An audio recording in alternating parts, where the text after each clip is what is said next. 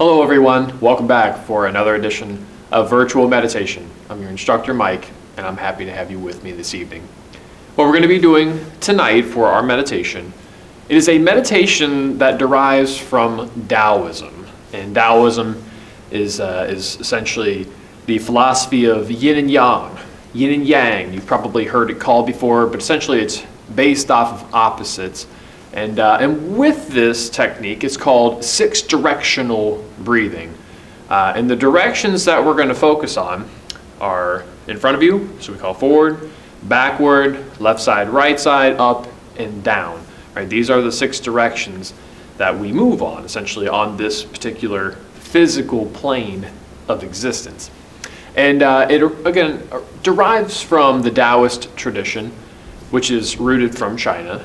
And again, with the philosophy of yin and yang, there's an opposite to everything. Again, with the opposites that we focus on today, forward, back, side to side, up and down, we're going to be moving our breath with all of these directions.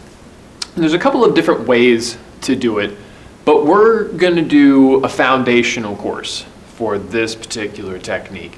So a lot of times what we'll do here, and what we're even going to do with this practice, we're going to be sitting upright. I'll tell you to breathe to the front of your body, breathe to the back of your body and the sides and up and down. But there are different variations that you can do with this technique. Instead of sitting up, you can lay on your back, you lay on your sides, you also lay on your stomach. But again, with this being this is just a foundational beginning practice, I would rather just focus on doing this upright.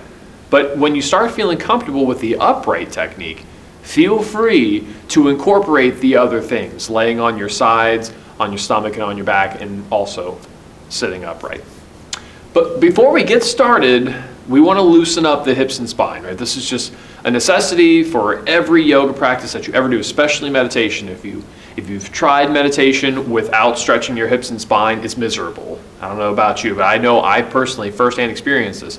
I feel lots of pain in my upper back, my lower back. So I refuse to meditate unless I do some stretching. So why don't we just go ahead and jump into this, and we'll loosen up the hips and spine, and then we'll do a couple of stretches, maybe like a handful, and then we'll do the technique. But go ahead and lay on your back. Just bringing your knees up to the chest like we always do, right? Cradling the legs, rocking up and down. You go side to side here. So if you can crack your back, go for it.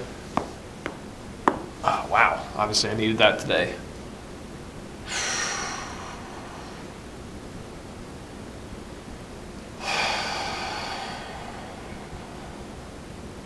Let's start this off in a forward bend. I don't really care what you do with your legs. I'm going to actually give you three choices for you to personally choose from. You can do one of these or maybe do a couple, but I'll show you the options. And the first one is butterfly. We have the soles of the feet together in front of you. You fall and round in the pose best you can. Don't worry about getting your head to the feet. It's not the point, right? The point of this is to bend forward, feel your inner thighs, and feel your back. Again, the main intention of the pose that we're doing here is to stretch our spine. What you do with your legs is up to you. So another option for you, Dragonfly Pose, where you stretch your legs, you lean forward here. You get the inner thighs, you get the back, you also get a bonus hamstring stretch. That's going to be really up to you. So this is another option for you. Or you could do Caterpillar Pose, where you have both legs out in front of you, you're leaning forward. Don't worry about touching your toes. You want to stretch your back and the back of your legs, right? That's the main intention for this particular pose. So there's three choices for you. Pick whatever one you feel comfortable with. You might have to experiment with all of them before you really settle on what you want to do. I just feel like I'm pretty tight in my hamstrings, so I'm strategically choosing to do the Caterpillar Pose, to stretch the back of my legs, my hamstrings, and to stretch my back. Again, these are just warm-up poses for you, and I would always recommend doing some light stretching before you meditate. People think I'm joking when I tell them the hardest yoga pose that you can do is seated meditation. You know, how could being seated be difficult for you? And trust me, it is. You know, if your spine and your hips aren't prepared for it, then you're going to have some pain, some physical pain. And because there's physical pain, you're going to struggle doing the actual meditation. If you can't get past the physical body, you're not going to be able to get into the actual technique that we're doing. So it's really important for us to loosen things up. And actually, just a quick clarification for you. The original form of yoga was believed to be very yin in its nature, gentle stretches to prepare the hips and spine for hours and hours of meditation. Now we're only going to be doing this probably for about 5-10 minutes, but still it's absolutely necessary. Again, in my opinion of being a teacher for about actually a little bit over 10 years now.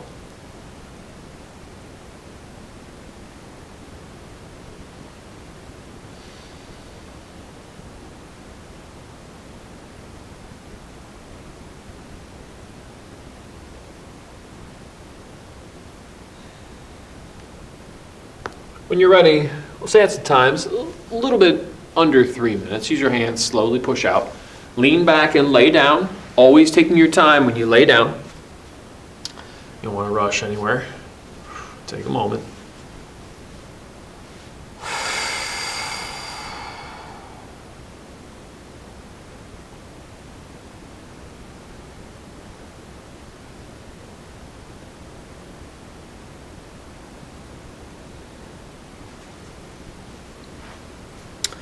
The next thing that we're going to do, it's going to be a twist, reclining twist, and we're going to do it to each side. But let's go ahead and we'll start by twisting left. So with the reclining twist, if you're going left, you got the knees up to the chest, taking the legs over to the left, laying them on the floor. This is the pose. We're not going to worry about any modifications here with this particular practice. The intention of this twist on this side is to stretch the lower right side of the back, the outside of your right leg, sometimes get it, sometimes your glutes. But essentially the right side of your body is going to be getting the stretch here. And again, this is just another prep pose for us. There's 3 directions that your spine really moves in. It's forward, it's backward, and it's twisting. Now obviously there's combinations of different movements with all these variations, like you can bend forward and twist, you can bend backward and twist. Right, so there's lots of different ways to move. And we just want to make sure that we're taking our spine to its full range as best as we can. Same deal with the hips. We want to make sure that things are being taken care of. Just breathe while you're here. Practice your belly breathing. This is going to be the technique that we do anyway, breathing low into your diaphragm. So you feel your stomach lift up when you inhale. It's going to fall back when you take an exhale. It's going to help slow down the nervous system. It's going to help slow the heart down, slow the mind down.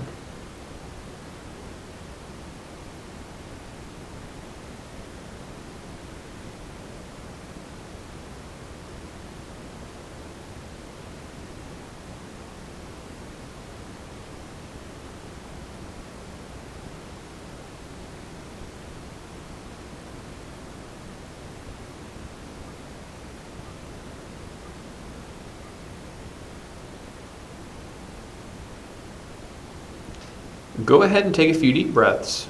And when you're ready this time, again, a little bit under 3 minutes there. Slowly unwinding, taking your time on out. And just lay down. You can keep the knees bent, feel on the floor, or if you want to slide your legs out, feel free. You just do whatever you feel like you need.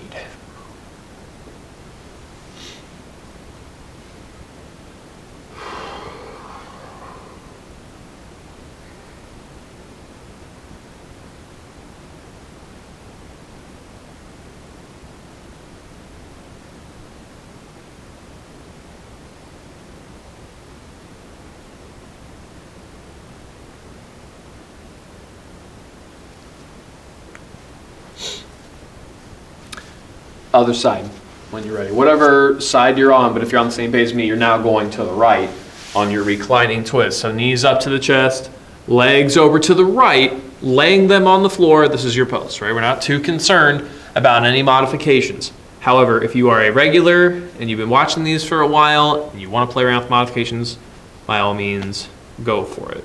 It's 100% up to you. But really, my idea with this is just getting the bare minimum of a gentle stretch right here on the lower left side of the back, maybe the outside of your left leg, maybe your glutes. Right, so whatever is working for you, that's what I encourage you to do. Stretching itself, we're not trying to go as far as possible. This is a really common misconception that a lot of people have when they first start doing yoga. They hear stretching, and because of our culture, we're so ingrained to go as far as possible, to go as hard as possible.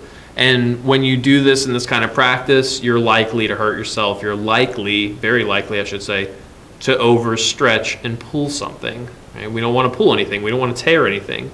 We want to just make sure that we're getting an effective practice. And in this style, it's more about relaxing. Right? It's more about letting muscles soften and letting things go, which is, again, contradictory to what we're used to. Most of the time when people hear of exercise, they think, okay, well, let's strengthen, let's move, let's be active, let's use rhythm and repetition. But there's a whole other side of this. Again, there's the yang side, which is the strengthening, the active side, and then there's the yin side, which is the passive, the stretching side. And you need both. Right? So strengthen as much as you can. I know I don't really teach it in this particular class, this virtual style of practice, mainly just because I don't really have the room for it. So you're going to have to find some strengthening on your own somewhere.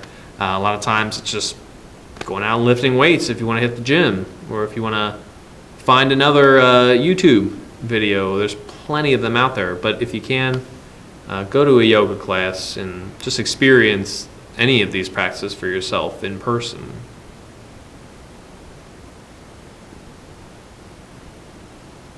When you're ready, though, there's a time you slowly unwind from your twists, taking your time on out. Let's lay here for a moment. Short breather.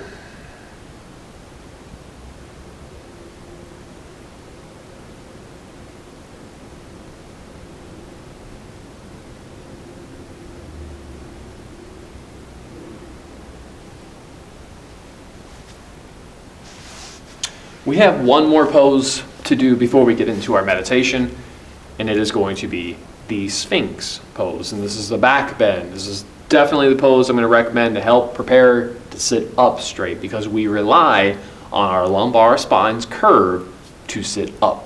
Right? And if it's not being prepared, this is definitely the part of the back that's going to be hurting you in this practice. So with the Sphinx Pose, you lay on your stomach, you prop up on your forearms and your elbows, and this is the pose, right? It's not a stretch or anything. You should just feel this dull pressure right here in your lower back. That's all it should be. Anything sharp, you come down from it, right? Please never, ever, ever push through sharp pain. You're going to hurt yourself. Maybe not today, but you will set yourself up for what's called the last straw effect, where the muscle, the ligament, the tendon, doesn't matter what it is, when it gets to a certain point, it reaches what's called its last straw. And then the next time you move it, it's going to go. So we want to be able to prevent that just by being smart about what we're experiencing. That's what yoga is really all about. It's about listening to the experience that you're going through. And it's not just a physical practice. This is also the meditation part of this too, to experience what you're going through, to really observe mindfully what you're doing. And these experiences that you go through, don't judge them, don't label them, just observe them for what they are. And I encourage you to think about that philosophy, not just in yoga, but in your everyday life. You know, when you see someone who's acting strange or who disagrees with you, don't judge them and don't label them. Just observe their behavior. Right? And just really try to get an understanding of what exactly they're doing that bothers you. Now, maybe it's something that you can help them with, or maybe it's just something that you just have to ignore. But again, observing things instead of judging them and labeling prevents being biased, which is so important for us because everybody has personal biases, and it's ingrained into us as children. You know, it starts with our parents, and then our teachers, our friends, and sometimes it's difficult to look past that, but that's one of the goals of this, to think for yourself critically.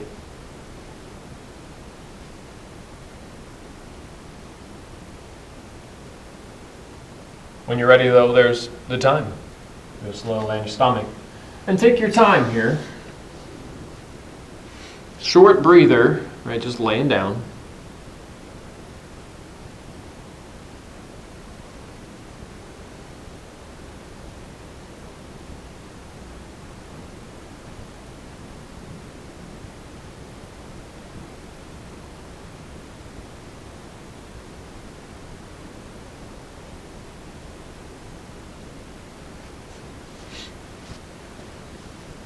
It's going to feel nice at some point to do a gentle forward bend. After that back bend, a lot of times it's going to be like a child's pose. Or you can always lay on your back and cradle the legs like we did earlier. It might feel nice.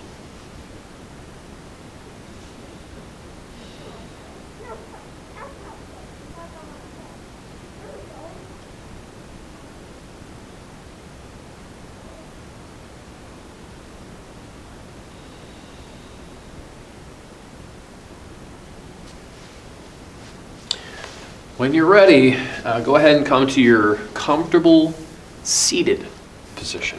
We've gone over a few of these. The one that I'm currently doing is called Seiza. It's just sitting cross-legged. Another one is called, this is Siddhasana, cross-legged. Seiza is to sit on your feet, in case you want to try this. And again, it really just depends on how your knees feel about this particular one. If your knees are really bothering you, inside, outside the knee pain, don't push through it. A lot of times, if you want to do this pose, but still having that knee issue, I would recommend sitting on some blocks or pillows. Not everybody has yoga blocks, but everybody has pillows somewhere in their house. So sit on it, right? And that can lift you up a little bit and take away from the pressure of kneeling, right? And sitting on your actual feet.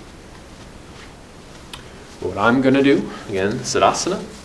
There are plenty of variations that you could always do too.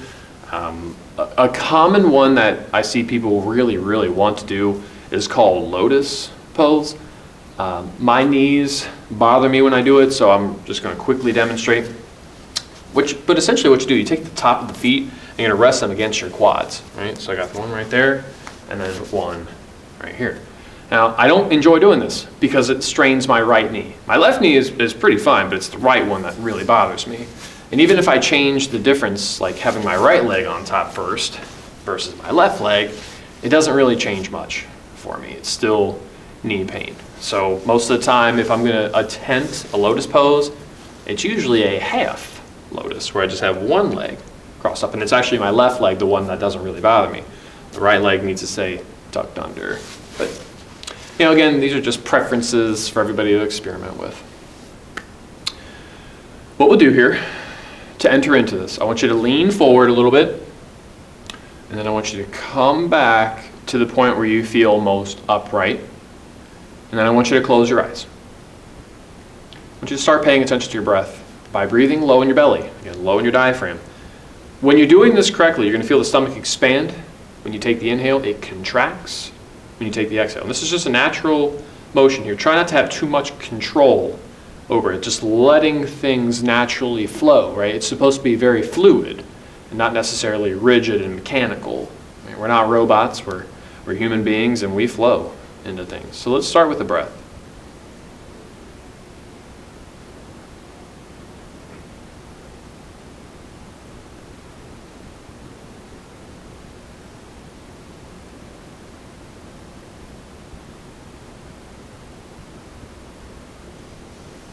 The next thing I want you to focus on is your eyes. We practiced this last month, drishti, where you're keeping your gaze steady on something. And this could be when you have the eyes closed, bringing your attention to in between your eyebrows, right at the tip of the nose, right here. They call it the bridge of the nose.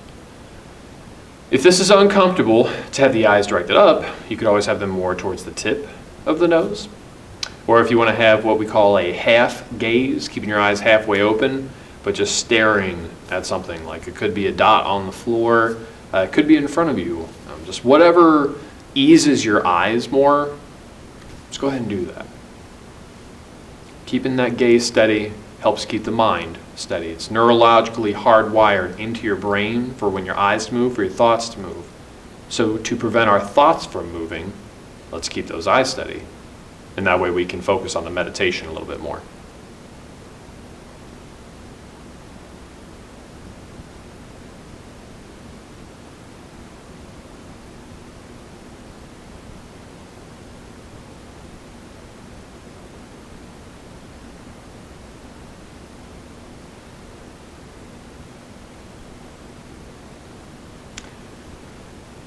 I want you to begin the meditation by breathing to the front of your body. You should really try to imagine that energy coming towards the front. And we'll do this for about 30 seconds or a minute or so. And do that with each direction. Again, starting with the front.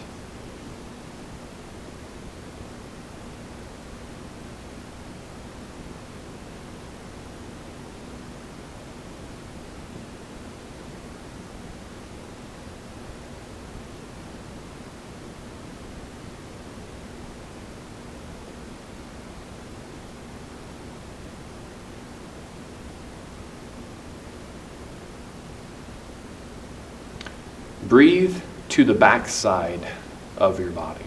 Again, same deal, not necessarily controlling it, but just observing it as we bring our attention and our awareness to the back side of our body along with the breath.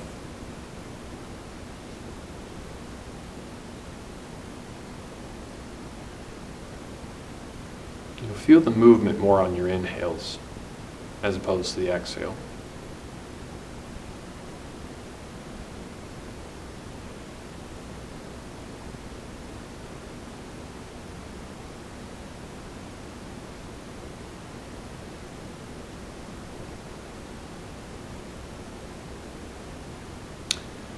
Breathe to the left side of your body. Again, same deal on the inhales, feeling the movement. On the exhale, you'll feel the rebound come back to the center.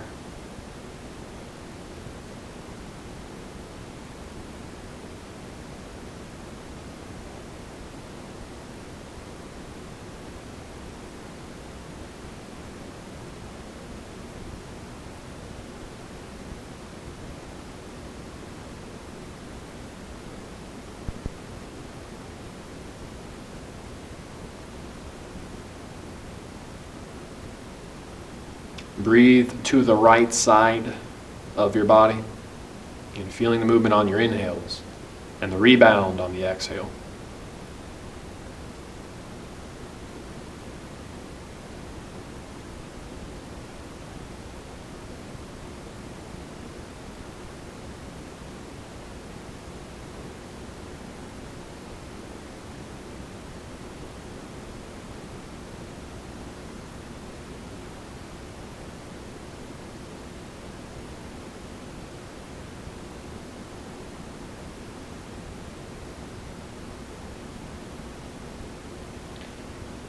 Move the direction of your breath up.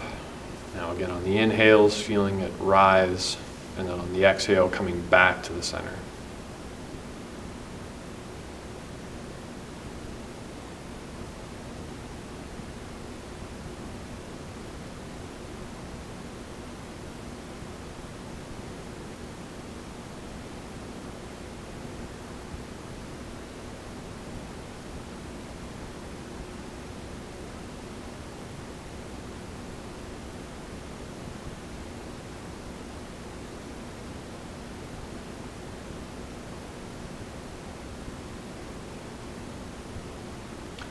Move the direction of your breath down.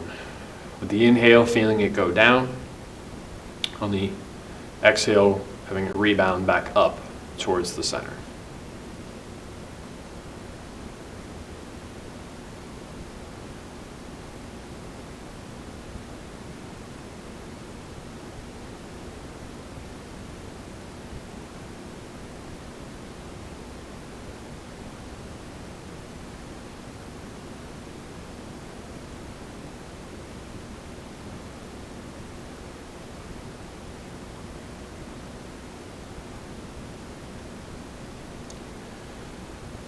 Bring your breath back to the center. And just for these last few moments, let it naturally move when you take your inhales and exhales. Try not to direct the breath and the movement of it. Just naturally, in fluid motion breathing.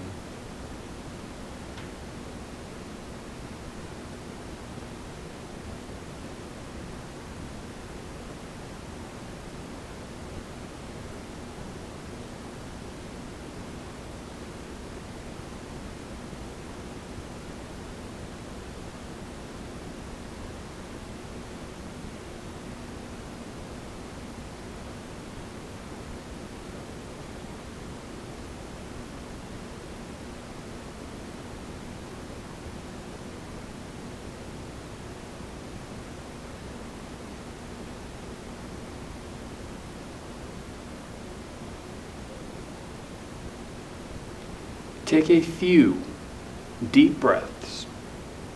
When you are ready, you may ease your way out of your meditation, and you can open your eyes. And I want to thank you for watching and sharing your practice with me. It has been my pleasure. Namaste.